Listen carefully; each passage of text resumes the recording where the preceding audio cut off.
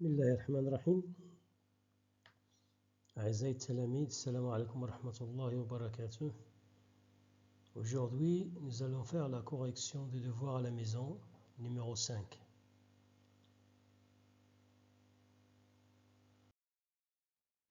On commence par l'exercice numéro 1. ABC est un triangle rectangle en C, tel que AC égale à 4,8 cm et BC égale à 6,4 cm. Première question, construire la figure. On a construit un triangle ABC rectangle en C, tel que AC est égal à 4,8 et BC est égal à 6,4 cm. Deuxième question, calculer la distance AB. On a ABC un triangle rectangle en C, donc d'après le théorème de Pythagore, AB puissance 2, qui représente l'hypoténuse, égale à AC puissance 2 plus BC puissance 2.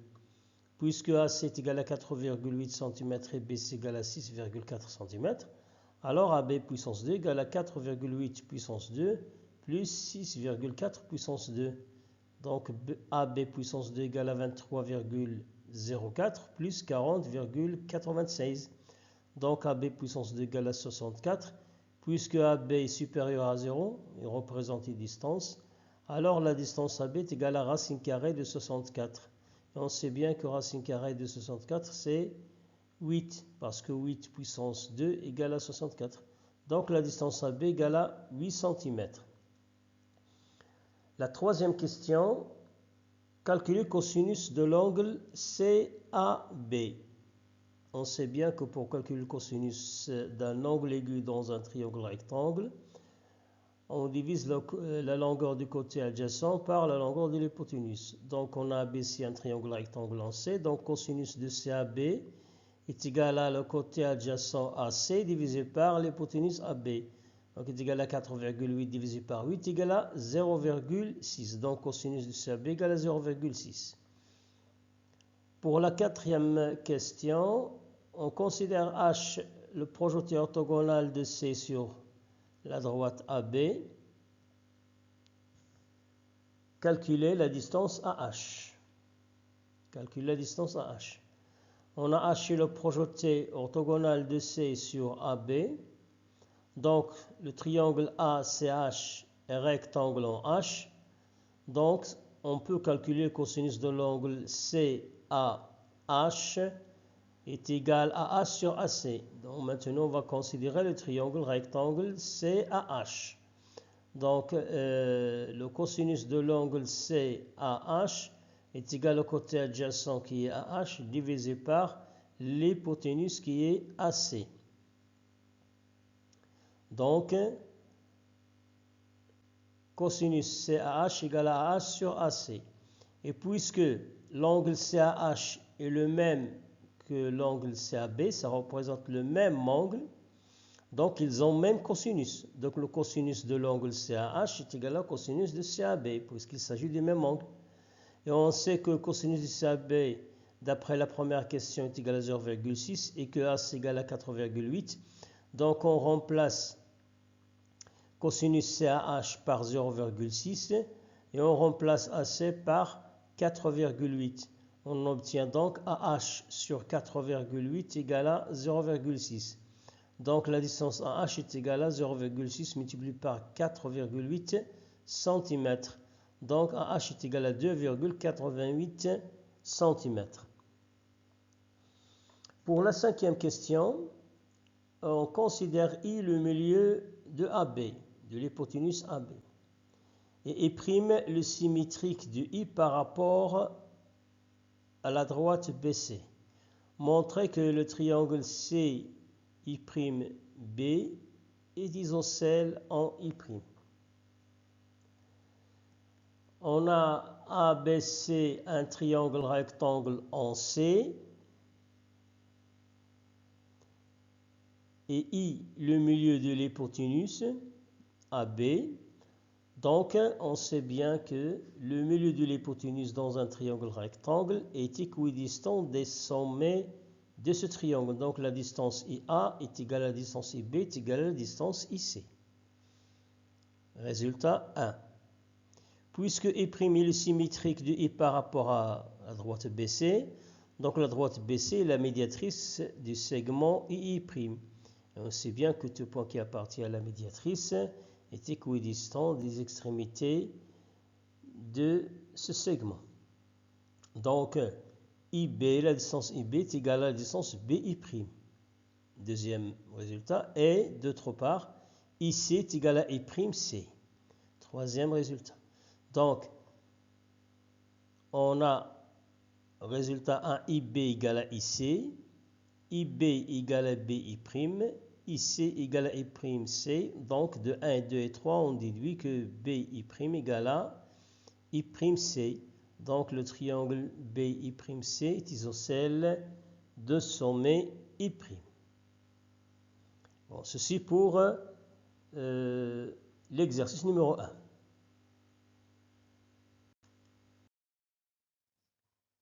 Pour l'exercice numéro 2, on a un triangle EFG isocèle en E et D le symétrique de F par rapport à E. Montrons que le triangle DGF est rectangle en G. On a EFG, un triangle isocèle en E, donc la distance EF est égale à la distance EG. Résultat 1. Et on a D, le symétrique de F par rapport à E. D, le symétrique de F par rapport à E. Donc, E est le milieu du segment FD. Résultat 2. Et puisque E, c'est le milieu du segment FD, donc EF égale à ED. La distance EF égale à ED. Du premier résultat et du troisième, de 1 et 3, on déduit que la distance EF est égale à EG est égale à ED. On obtient un résultat 4. De 2 et 4, on déduit que dans le triangle DGF,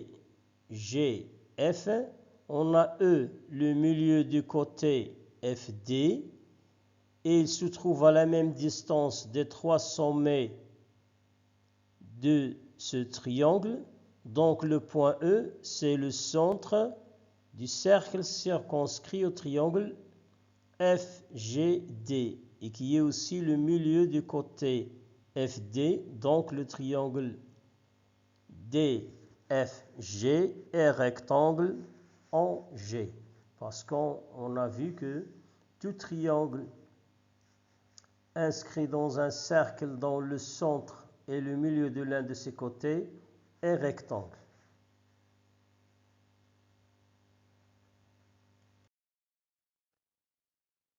Dans l'exercice 3, x et y, deux nombres rationnels tels que x supérieur à 0 et y inférieur à 0, on veut comparer 2x plus 3 sur 2 et 5x plus 4.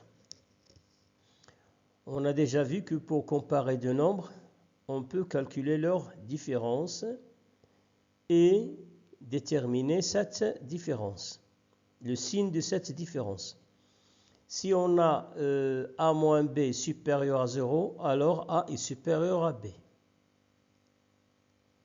Et si a moins b est inférieur à 0, alors a est inférieur à b. Donc pour comparer ces deux nombres, on calcule leur différence. 2x plus 3 sur 2 moins 5x plus 4 égale 2x plus 3 sur 2 moins 5x moins 4. On enlève les parenthèses. On obtient donc 2x moins 5x plus 3 sur 2 moins 8 sur 2. On réduit au même dénominateur. On obtient donc moins 3x moins 5 sur 2. Puisque x est supérieur à 0, donc moins 3x est inférieur à 0. Parce qu'on sait que x est positive, strictement positive. Moins 3 est un nombre strictement négatif, donc leur produit est strictement négatif. Et on sait que moins 5 sur 2 est un nombre inférieur à 0. Donc, moins 3x moins 5 sur 2, qui est la somme de deux nombres strictement négatifs. Donc, cette somme est strictement inférieure à 0. Donc, moins 3x moins 5 sur 2 est inférieur à 0, car c'est la somme de deux nombres négatifs. Donc, 2x plus 3 sur 2 moins 5x plus 4 est inférieur à 0, d'où 12x plus 3 sur 2 est inférieur à 5x plus 4, d'où la comparaison de ces deux nombres. Passons maintenant à la comparaison des deux nombres 4 sur 3 moins 3y et 1 sur 2 moins 2y. On fait la même chose et on calcule leur différence. 4 sur 3 moins 3y moins 1 sur 2 moins 2y égale 4 sur 3 moins 3y moins 1 demi plus 2y. Après calcul, on obtient moins y plus 8 sur 6 moins 3 sur 6 qui est égal à moins y plus 5 sur 6. On sait bien que y est inférieur à 0, donc moins y est supérieur à 0. Donc, moins y plus 5 sur 6 est supérieur à 0. C'est la somme de deux nombres strictement positifs. Donc, 4 sur 3 moins 3y moins 1 sur 2 moins 2y, cette différence est supérieure à 0. D'où 4 sur 3 moins 3y est supérieur à 1 sur 2 moins 2y. D'où la comparaison des deux nombres qu'on veut. Passons maintenant à la deuxième question. Dans cette question, on a a supérieur ou égal à b et on a à comparer 5a plus 3 sur 7 et 5b plus 3 sur 7. On a a supérieur ou égal à b et 5 un nombre positif. Donc, si on multiplie les deux membres par un nombre positif, les deux membres gardent le même ordre. Donc, 5a est supérieur ou égal à 5b.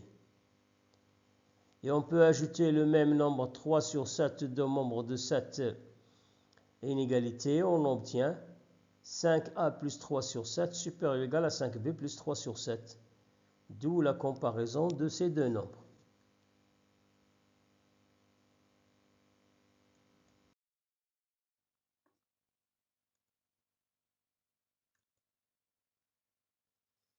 Troisième question, résolvons les inéquations suivantes. La première inéquation, 3 sur 2x moins 5 inférieur à 1 sur 3x plus 1 signifie, on va soustraire 1 sur 3x des deux membres et ajouter 5 en même temps. On obtient donc 3 sur 2x moins 1 sur 3x inférieur à 1 plus 5. On réduit au même dénominateur. On obtient 9 sur 6x moins 2 sur 6x inférieur à 6. Donc, 7 sur 6x inférieur à 6. Puisque 7 sur 6 est un nombre positif, donc on divise les deux nombres par le même nombre, ou bien on multiplie par l'inverse, on multiplie par 6 sur 7 qui est un nombre positif. Donc les deux membres vont garder le même ordre. Donc x est inférieur à 6 multiplié par 6 sur 7, ce qui donne x inférieur à 36 sur 7. Donc les solutions de cette inéquation sont tous les nombres rationnels inférieurs à 36 sur 7. Pour la deuxième inéquation, x plus 3 sur 2 moins x plus 5 sur 3 supérieur ou égal à 1 signifie, on va réduire au même dénominateur, c'est 3 facteurs de x plus 3 moins 2 facteurs de x plus 5 de tout sur 6 supérieur ou égal à 1. Donc on va multiplier les deux membres par 6, puisque 6 est un nombre positif, donc on va garder le même ordre.